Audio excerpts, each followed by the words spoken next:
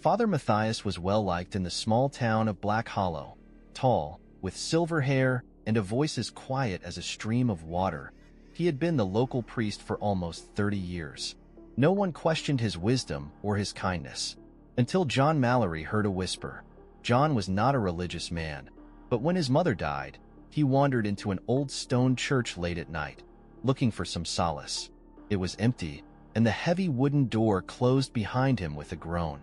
Candlelight flickered on the stained glass windows, casting strange shapes on the cold stone walls. He sat down on the last pew, bowing his head, trying to remember how to pray. And then he heard it. A voice. No, not a whisper. It was coming from the confessional. John frowned. He hadn't seen anyone enter. The sound was faint, like dry leaves scraping, but unmistakable. A quiet, husky voice muttered in a language he did not recognize. He stood up slowly and walked toward the wooden booth, goosebumps running down his skin. The closer he got, the stranger he felt. The air was thick and humid, as if he had entered a greenhouse in the middle of summer. He stopped at the curtain, holding his breath. The whispering stopped. There was silence. Then something exhaled. A long, raspy breath from inside the confessional. John pulled the curtain aside. It was empty. The confessional was dark, except for the glow of a dying candle. The place where the priest was supposed to sit was empty, but the air still felt wrong. Heavy, almost alive. A shiver ran down John's spine. He took a step back, and then, as he turned to leave, he noticed something else. The candle hadn't been there before. It was old, melted almost to the base, and the wax was still dripping. Someone had been there. Someone was whispering, and yet there was no one inside. John left the church that night with the uncomfortable feeling that Father Matthias was not the only one who had heard confessions at Black Hollow, and that whoever was listening was still waiting. John couldn't shake the feeling that something was wrong. He barely slept that night. His dreams were filled with whispers, low, dry voices speaking in a language he didn't understand. And when he woke up, the air in his bedroom smelled faintly of burnt wax. The next day he decided to go back to church. He told himself it was to clear his head, but deep down he knew he wanted answers. Father Matthias was there as usual, preparing for the evening mass. He greeted John with a warm smile. "John, my son, it's good to see you. Have you come to confession?" John hesitated. "Actually, I was here last night. I thought I heard someone whispering in the confessional."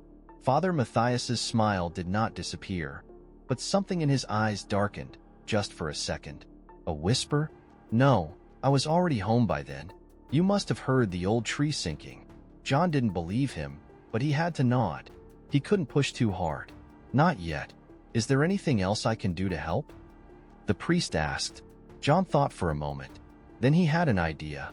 "I haven't received communion in years," he admitted. "Perhaps I should take communion." Father Matthias beamed. "That would be wonderful." The priest led him to the altar, where a silver plate of communion rolls and a glass of dark red wine were waiting for him. Jonah watched as Matthias took a small round bun and held it up. "This is the body of Christ," the priest whispered. Jonah opened his mouth and the bun was on his tongue. It tasted bitter. Not the dry, papery taste he remembered from his childhood. It was different, not like that. It dissolved on his tongue like ash, leaving behind an unpleasant, smoky aftertaste that made his stomach turn. He swallowed, forcing himself not to gag. The priest watched him carefully. "How are you feeling?" John's head was spinning. The air in the church seemed thicker, the candlelight dimmer. His limbs were heavy and his heart was sluggish. What had he just eaten? Father Matthias put his hand on his shoulder. "You need to rest, my son. Sometimes the body resists the sanctuary." John nodded and stumbled out of the church, the taste of burning ashes on his tongue. As he walked home, something caught his eye. A small, wrinkled leaf, blackened and curled, was flying down from above. He looked up. The sky was clear, not a single tree overhead. And yet, another charred leaf drifted down, landing at his feet. John turned and ran. That night he had another dream, but this time the whispers were louder, and they knew his name. John awoke to the sound of whispering, not in his sleep, not in his thoughts. It was in his room. The air was thick and stifling, with a faint smell of burning wood and something else, something rotten. His throat was dry, and the terrible taste of ash from communion still remained on his tongue. Slowly he turned his head. In the dim light of the bedside lamp, he saw something moving. A shadow. A figure. Someone was sitting in the chair across from his bed. John's breath caught in his throat. His pulse thundered in his ears. The figure was hunched over, wrapped in what looked like tattered black clothes. His head was bowed, his hands folded as if in prayer. The skin, the little he could see, was stretched tightly over the bones, gray and cracked like old parchment. And he was whispering, a dry, paper voice, whispering in the same strange language he had heard in the church. John tried to move, but his body didn't respond. It was paralyzed. The whispering grew louder. The figure raised its head. John couldn't see its face, just a glimpse of empty blackness where the eyes should have been, a gaping mouth filled with something that screamed. His vision blurred. The room spun, and then everything went dark. He woke up on the floor, gasping for breath. His body ached as if he had been lying there for hours. The chair was empty. The whispering was gone, but the room still smelled like burnt leaves and rot. He jumped to his feet, his heart pounding. It wasn't just in his head. It was real. Something was happening to him. And it started the moment he received communion from Father Matthias. John grabbed his phone and started looking for anything that could explain what was happening.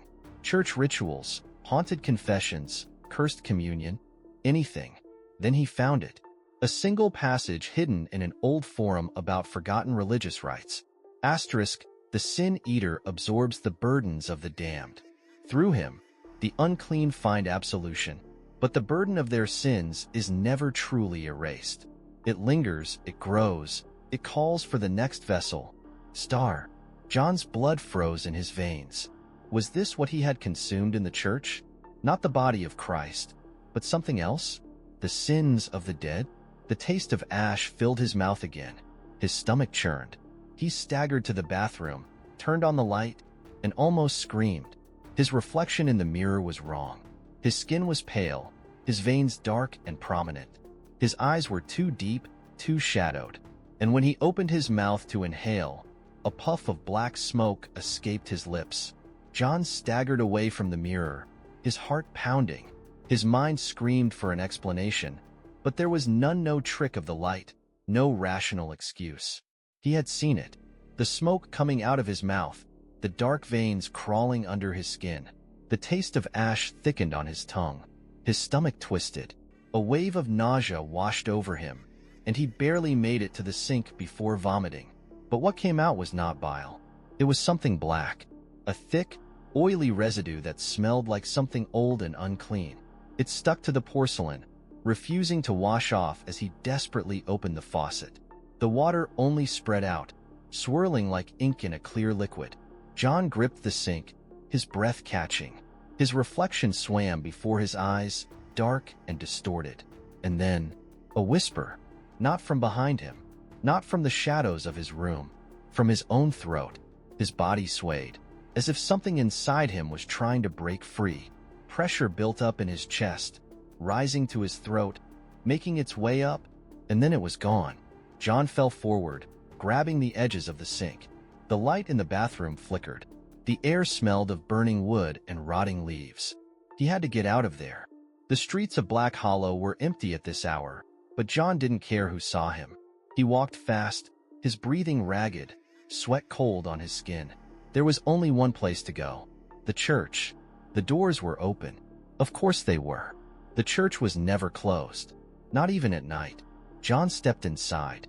The air was colder than it should be, the candlelight dim and weak.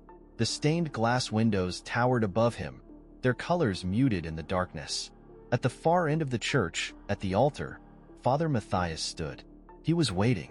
John's footsteps echoed as he approached, his hands clasped at his sides. He wanted to say 1,000 words, 1,000 accusations. But when he opened his mouth, only one word came out. "What have you done to me?" Father Matthias sighed, as if he had expected this. "I was hoping you wouldn't notice." Jonah's breath caught in his throat.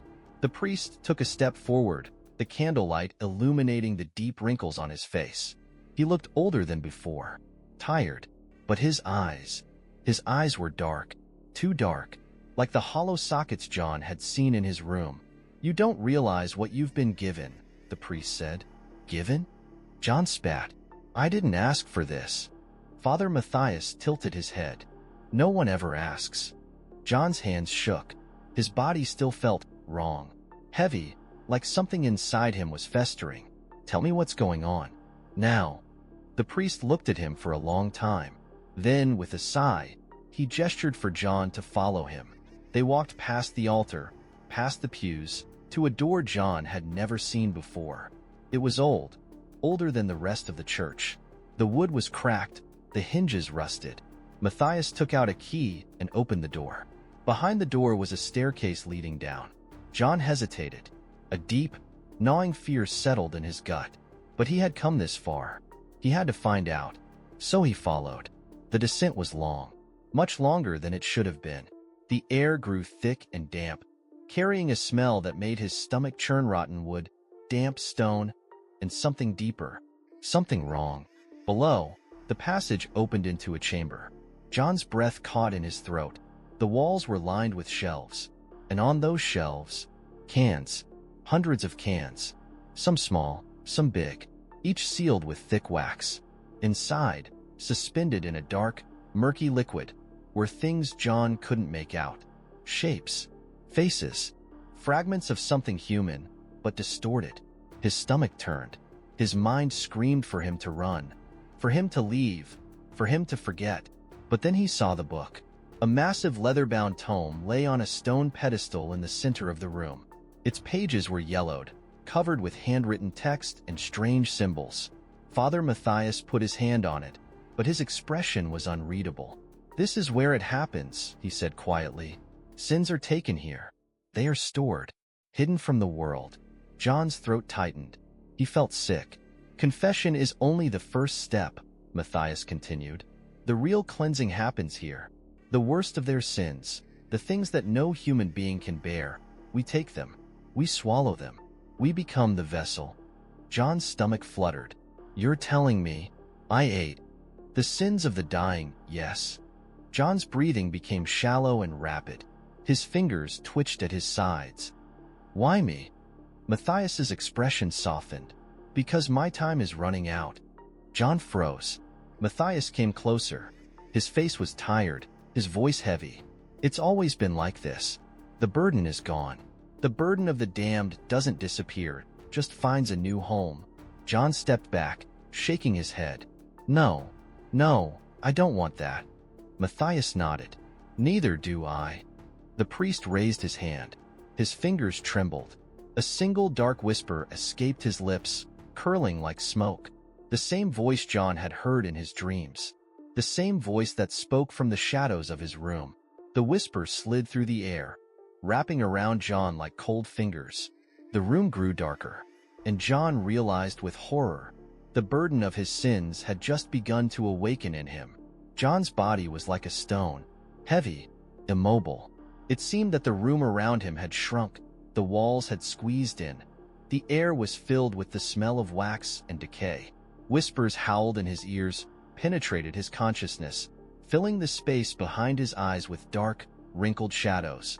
Father Matthias stood before him, hands clasped, waiting. John swallowed hard, trying to suppress the nausea that came to his throat. "You can't just give it to me," he said, his voice rough. "I'm not taking it." Matthias's expression did not change. "You already have." John's stomach clenched. The taste of the ashes was still on his tongue, thick and cloying. "Then take it back." A sad smile crossed Matthias's lips. "If only it were like that." John's breathing became rapid and shallow. "Then how does it work?" The priest turned, pointing to a book on a pedestal. "This is a record. Every soul we have accepted. Every burden we have swallowed." John's eyes drifted to the massive tome. He could feel its weight across the room, not only physical, but also something deeper, something old and heavy with purpose. Matthias moved closer to the pedestal, running his hand over the worn leather cover. "We are the keepers," he said. "We take what they cannot carry. Unspoken sins, last confessions." the burdens that will follow them to the grave. John shook his head, stepping back. It's not my job. Matthias sighed. And not mine either. His fingers curled over the edge of the book. He opened it, the fragile pages rustling like dry leaves. The candlelight flickered, casting shifting shadows on the strange symbols scrawled in the margins. John's pulse raced. He took another step back, but his heel caught on an uneven stone. He stumbled, catching himself on the shelf, and the jar tipped over. It shattered on the ground. The wax seal broke. A sound came from inside. A whisper. John barely had time to react before it moved. The darkness inside the jar slipped out, spilled over the floor like ink, rising in twisted tendrils. The whisper turned into a mumble, then a cry, then something else, something fragmented and wrong. Something that shouldn't have been speaking but was trying anyway. John staggered back, his breathing shuddering. Matthias didn't move. The whispering shuddered, winding in on itself.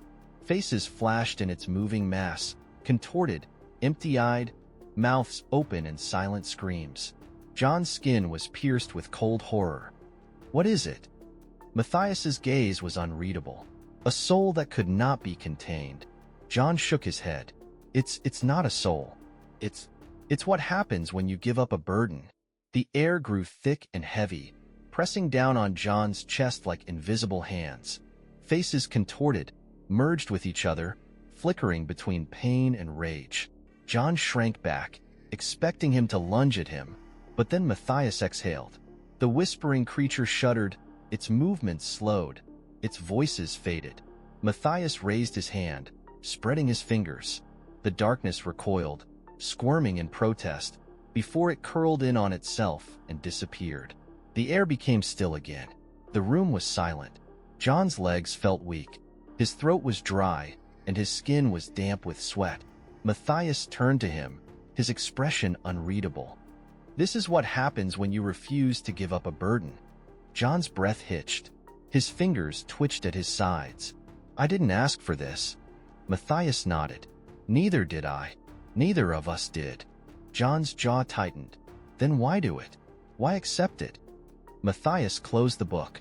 The sound echoed in the silence. Because someone has to. John's heart was pounding.